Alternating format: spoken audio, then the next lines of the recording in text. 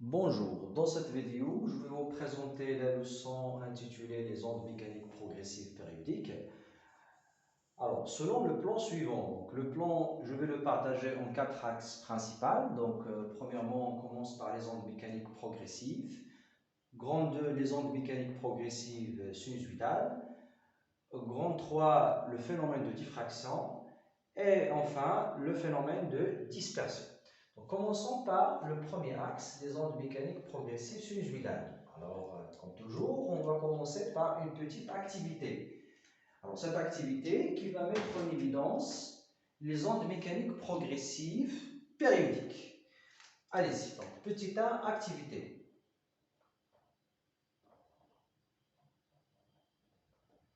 Alors, dans cette activité, on aura besoin d'un haut-parleur qui va se comporter comme une source d'ondes sonores. Donc, il va émettre, par exemple, une note musicale. Ce sont des ondes sonores qui va être ensuite captée par un micro.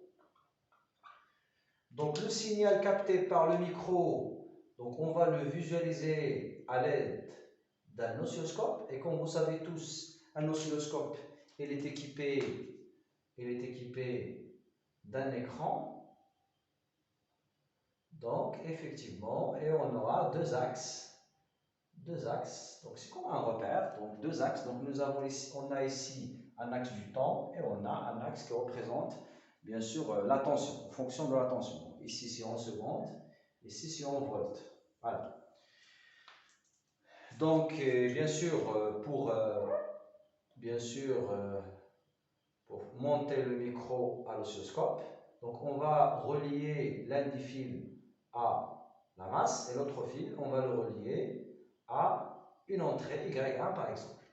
Alors, par exemple, le signal observé sur l'écran, donc c'est un signal donc visualisé sur l'écran. Donc c'est un signal qui présente une certaine périodicité, donc la note musicale tout simplement. Voilà, c'est un exemple parmi d'autres. Alors, comme vous pouvez le constater, donc on a un signal qui présente une certaine périodicité. Donc, on va analyser ce signal. D'abord, donc ce signal, qu'est-ce qu'il représente? Alors, tout simplement, il représente les états de vibration d'un point matériel situé au voisinage du micro. Il est situé à l'extrémité du micro ou bien au voisinage du micro. Donc, c'est un point matériel appartenant au milieu de propagation qui est l'air. C'est bon? Donc, l'air ou le milieu de propagation. Donc, et à l'aide de l'oscilloscope, on visualise des états de vibration de ce point au cours du temps. C'est bon? Donc, après, donc, en analysant ce signal, donc, on constate qu'il présente une certaine périodicité. Pour cette périodicité, qu'est-ce que ça veut dire? Ça veut dire que si je vois par exemple, si je prends par exemple ce point-là dans l'écran, effectivement, je vais constater que donc l'état de ce point est identique à celle de ce point-là.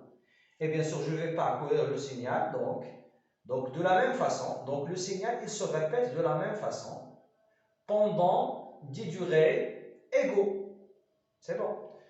Donc, ce qui est comparable à un phénomène ondulatoire. C'est un phénomène plutôt un phénomène périodique. Il se répète périodiquement. Mais cet axe, c'est le temps. Donc, cette périodicité se fait, bien sûr, c'est une périodicité dans le temps. C'est bon? Donc, ça veut dire, si j'explique de point de vue M, donc ce qui se passe ici, ça veut dire que le point M, il fait la même vibration pendant des durées égaux. C'est bon? Donc, il vibre de la même façon pendant des durées égaux. Eh bien, cette durée, donc c'est une période. On peut dire que c'est une période, puisque nous avons un phénomène périodique. Donc, c'est une période, puisque l'axe du temps, donc c'est une période temporelle. Donc, c'est une périodicité temporelle. C'est ce qu'on appelle la périodicité temporelle. Donc, on peut définir la périodicité temporelle, c'est ça. Donc, cette période, donc c'est la période temporelle. Donc, c'est quoi la période temporelle, tout simplement? C'est la durée nécessaire pour qu'un point d'un milieu de propagation aura la même état vibratoire. C'est bon? Donc c'est la durée, c'est la plus petite durée pour que le point, bien sûr, vibre de la même façon. Donc il vibre, donc pour qu'il revienne à l'état vibratoire précédent pour la première fois, la durée nécessaire, c'est la plus petite durée, donc pour que le point M refait la même vibration, donc pour qu'il vibre de la même façon. Donc, voilà. Donc c'est ce qu'on appelle la période. Et ce phénomène, c'est la périodicité dans le temps. Donc c'est une périodicité temporelle. Maintenant, si on décale le point M, donc si on décale le point M d'une distance bien définie, donc si on décale le point M dans ce sens-là, alors on va constater que le signal aussi, il se décale effectivement. Donc il se décale. Donc on constate sur l'écran de l'oscilloscope que le signal se décale aussi. Jusqu'à un certain moment, donc on s'arrête lorsqu'on obtient la même figure, qui a été visualisée pour la première fois. On s'arrête. Par exemple, lorsqu'on obtient la même figure pour la première fois, c'est bon, on s'arrête. C'est-à-dire on va décaler, donc je répète, on va décaler le point M.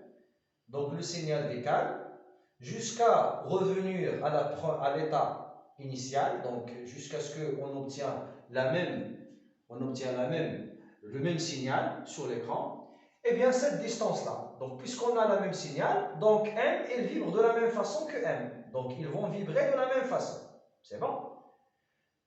Donc voilà, donc après une distance bien définie. Après, je vais décaler encore une fois dans ce sens-là.